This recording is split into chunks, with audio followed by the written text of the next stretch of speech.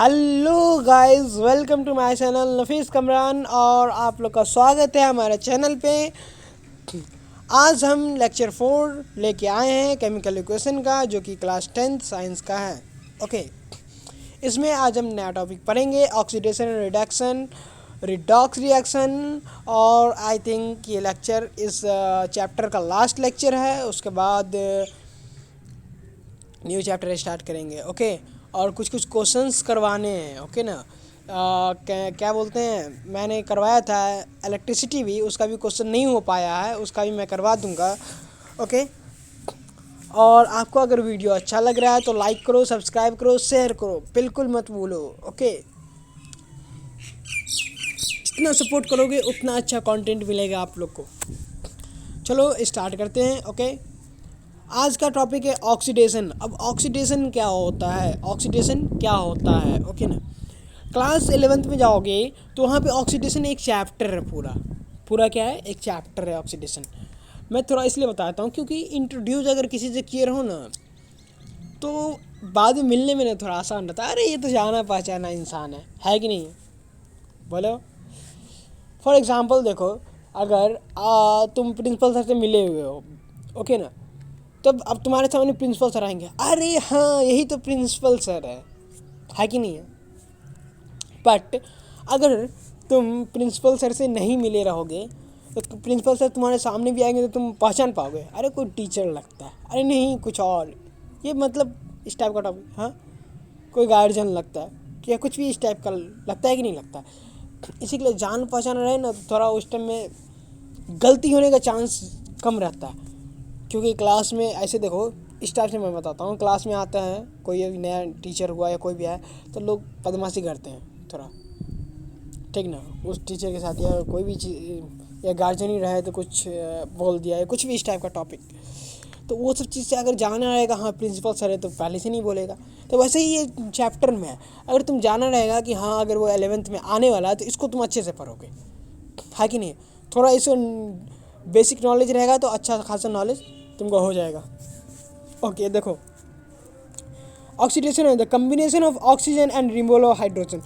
जहाँ भी अगर ऑक्सीजन ऐड हो रहा है, जहाँ भी अगर ऑक्सीजन ऐड हो रहा है और हाइड्रोजन रिमूव हो रहा है तो उसको क्या बोलेंगे, ऑक्सीडेशन। क्या बोलेंगे, ऑक्सीडेशन। ये डिफाइन तुम्हारे लिए बेस्ट है, ये तुम लिख सकते हो। ओके ना, देखो हाइड्रोजन में क्या हो रहा है, ऑक्सीजन ऐड हो रहा है, हाइड्रोजन में क्या हो रहा है, ऑक्सीजन ऐड हो रहा है, तो इसको क्या कहेंगे, ऑक्सीडेशन रिएक्शन। ओके ना, इसका फॉर एक और एग्जांपल है, it is define adding of oxygen तो है ही, रिमूवल ऑफ हाइड्रोजन तो है ही, और adding of electronegativity element, electronegative element जो है ना ऐड होना।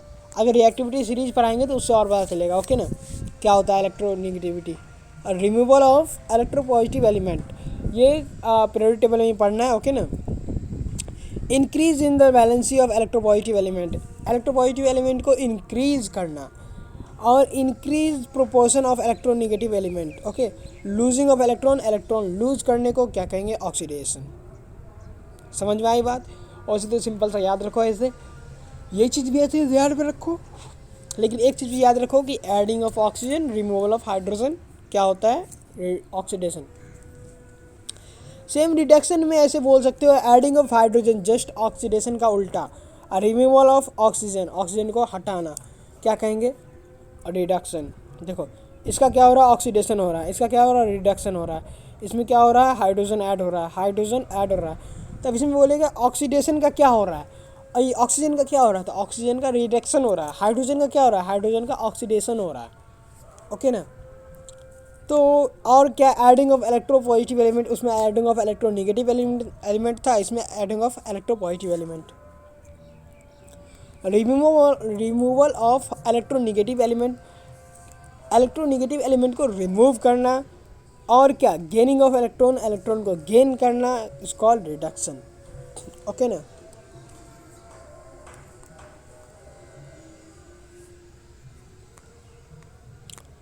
अब है रिडॉक्स रिएक्शन। रिडॉक्स रिएक्शन किसको बोलते हैं, देखो oxidation and reduction reaction jointly called redox reaction. मतलब ऑक्सीडेशन और रिडक्शन दोनों हो रहा है तो रिडॉक्स रिएक्शन। अब यहाँ पे देखो दोनों हो रहा है, तब इस रिएक्शन को क्या बोलेंगे, रिडॉक्स रिएक्शन। क्या बोलेंगे, रिडॉक्स रिएक्शन, जहाँ दोनों हो एक साथ, रिडॉक्स। आई होप इतना आप लोग को समझ में आया होगा अच्छे से। रिएक्शन क्या होते हैं देखो, बहुत ही कम है, ओके ना। ज़्यादातर क्वेश्चन क्या पूछे जाते हैं, किस टाइप की रिएक्शन है, ऑक्सीडेशन है, रिडक्शन है, कॉम्बिनेशन है, डिस्प्लेसमेंट है, डबल डिस्प्लेसमेंट है, क्या व्हाट एवर। तो इस चीज़ का अगर तुमको जानकारी होगा कि किसको क्या बोलते हैं, किसको क्या बोलते हैं, तो तुम आसानी से बना लोगे। अगर यही चीज़ तुमको नहीं पता है तो तुम बिल्कुल नहीं बना पाओगे, ओके ना। तो ये चीज़ का हमेशा ध्यान रखो, जितना बनाया हूँ उसको अच्छे से पढ़ो, नोट बनाओ, बिना नोट का मत रिवाइज करो, रिवाइज करो, नोट बनाओ, रिवाइज करो, बहुत अच्छे से समझ में आ जाएगा। एग्ज़ाम में कोई भी प्रॉब्लम नहीं होगी, आई प्रॉमिस, अगर तुम ऐसा कर रहे हो तो। अब ये लास्ट चीज़ है क्रोजन। क्या है क्रोजन? क्रोजन किसको बोलते हैं? क्रोजन किसको बोलते हैं? It is a process in which metal are eaten up gradually by the action of moisture, air moisture और a chemical such is acid on their surface is called corrosion. देखो, corrosion मतलब जंग लगना। इसमें क्या, एसिड के द्वारा, ये एसिड उसमें डाल दो मेटल पे तो वो तुरंत ईट खाने लगता है, जंग लगने लगता है, खाने लगता है। खा खा के जंग लग लग के उसको क्या होता है, मेटल को, जैसे कि लोहाई तो अपने घर में देखे होगे, गेट हो या खिड़की हो, कुछ भी अगर उसमें आयरन लगा हो तो धीरे धीरे क्या कि वो टूटने लगता है, जंग लगने लगता है उसमें बहुत दिन बाद। लेकिन धीरे बहुत स्लो प्रोसेस होता है ये, ओके ना। तो एयर के द्वारा भी होता है ये, मॉइस्चर के द्वारा भी होता है, मतलब water particle present in air is called moisture, okay ना, इसको ये बोलते हैं। तो यहाँ देखो इसका रिएक्शन, ये रिएक्शन पूछता है 4Fe + 3O2 + 2XH2 is equal to 2Fe2O3 into XH2O, okay ना। ये चीज़ होता है, ये रिएक्शन है, ये याद करो। ये रस्ट का मतलब कि जो आयरन जंग लगता है हमारे इसमें, वो है। अब रेंसिडिटी, रेंसिडिटी क्या होता है? बारे aerial oxidation of fat oil in food marked by unpleasant smell and taste. मतलब मेटल को तो सड़ना वो अलग बात है, ये रेंसिडिटी मतलब कोई भी फूड सड़ रहा है, गंदा स्मेल आता है, इस टाइम ये हुआ, ओके ना। हिंदी में इसको कहते हैं विकृत गंधी, क्या है, गंधीटा, गंधीटा, इस टाइप का। I don't know Hindi, okay ना। मैं हिंदी बोल लेता हूँ बट उतने अच्छे से मुझे हिंदी आता नहीं है। देखो, वही जो रेंसिडिटी मतलब कोई भी चीज़ का सड़ना, फूड का सड़ना, उसी को कहते हैं, ओके। अब देखो, rancidity of food can be prevent in the flowing way. कैसे प्रिवेंट कर सकते हैं रेंसिडिटी? ये क्वेश्चन अक्सर आ जाता है एग्जाम में, तो ये चीज़ हमेशा याद रखो। रेंसिडिटी क्या होता है, राइट, इट्स प्रिवेंट, इसके प्रिवेंट लिखने के लिए दे देता है। तो अब तुमको प्रिवेंट आएगा तो नहीं लिखेगा तुम, हाँ। चलो तो प्रिवेंट इसको मतलब पढ़ने की कोशिश करते हैं। By the you be using accident, BHT और BHA, ये दो ऐसे सब्सटेंस है जो कि रेंसिडिटी से बचा सकता है। ब्यूटिलेटेड हाइड्रोक्सी टोल्यून और ब्यूटिलेटेड हाइड्रोक्सी एनिसोल, ये दो ऐसा केमिकल है, ओके ना, जिससे हम किसी भी फूड को बचा सकते हैं सड़ने से। By packaging fat oil containing food in nitrogen gas.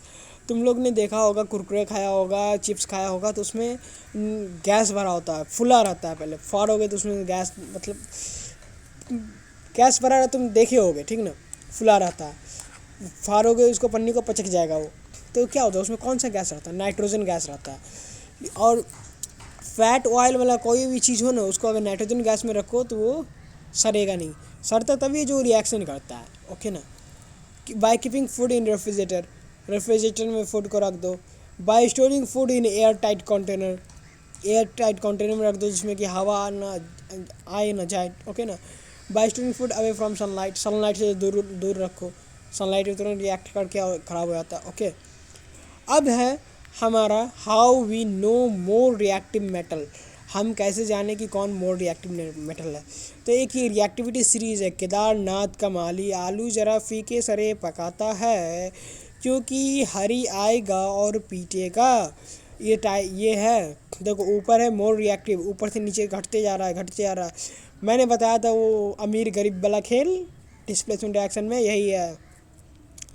Potassium सबसे अमीर है, अगर ये जहाँ चला गया वहाँ सबको ढीला कर देगा, सबका पंचर ढीला कर देगा। चल निकल तुम यहाँ से, मेरे रहते हुए तुम इस इलाका में घूम रहा है, वही वाला हाल, okay. Sodium, barium, calcium, magnesium, aluminium, उसके बाद ऐसे डिजिटल करके देखो। जिंक वाला बताए थे ना, कॉपर, हाँ, जिंक ज़्यादा ही था तो हटा दिया था ना, ZnSO4 बना था, जिंक हटा दिया, कॉपर अकेला बेचारा रह गया, रो रहा है।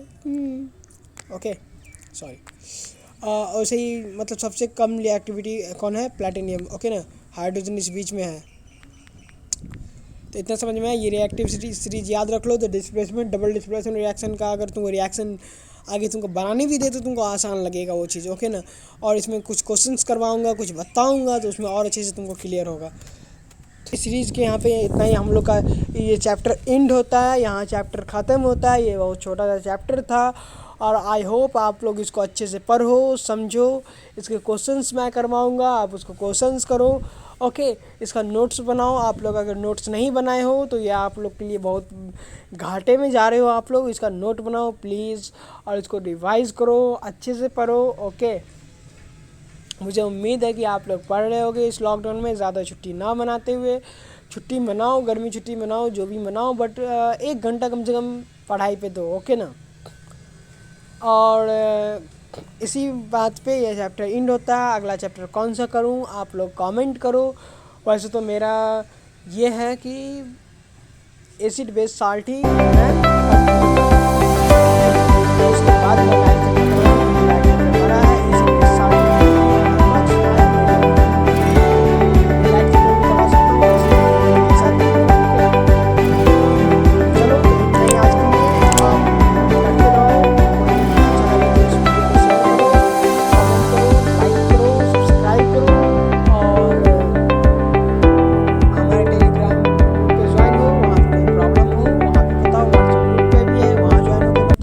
तब तक के लिए इतना ही।